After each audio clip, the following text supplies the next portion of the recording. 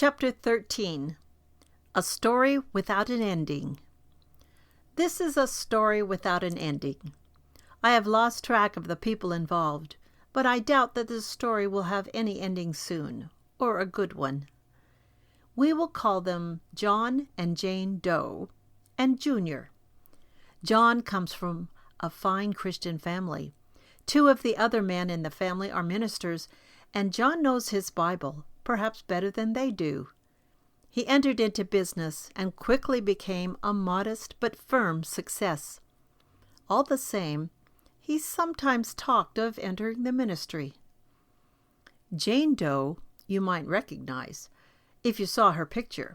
About 10 or 12 years ago, she was that beautiful minor actress in some television programs, whom you saw for a season or two, and then no more. Like hundreds of others, she was good, but not good enough. She loved the life of an actress, all of it. She was not afraid to work, and she loved the glamour and the tinsel. She also loved the seamier side of it, the men pawing at her, the flattery of being pursued, the parties that, with ulterior motives, all of it. In the process, she met and married another hopeful actor. Each thought the other's name would help their career. They soon drifted apart. He dropped out of sight permanently, and that was the end of it, except for Junior, who was born about the time no one wanted her for a part. It was about that time that John met her, was attracted to the glamour of knowing a starlet, and gave her a job. He took her to church, and she soon professed to be born again, and they were married. In about 2 or 3 years, she decided that life with John, however comfortable, was strictly dull. Being a Christian was dull, and being a mother was dull. She told John that she needed to find herself, that she might return later, and she left him and divorced him. Junior stayed with John, although legally in Jane's custody. She became a receptionist and quickly rejoined the swinging set she loved.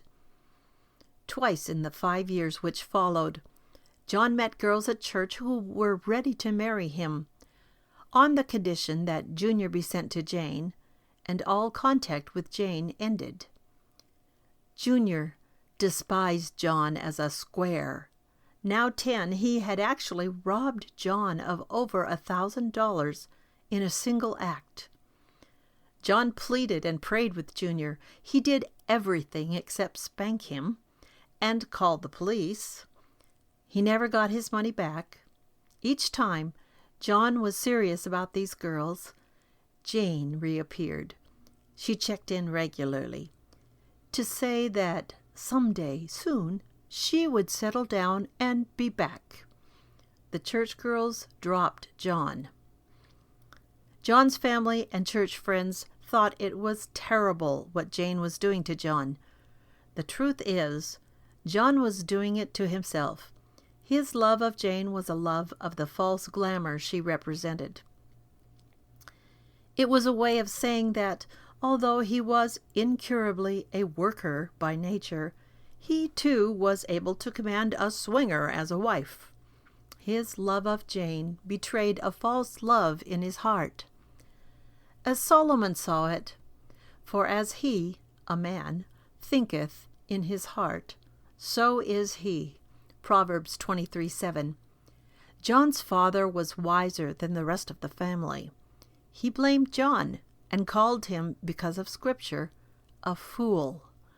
Speak not in the ears of a fool, for he will despise the wisdom of thy words. Proverbs 23:9.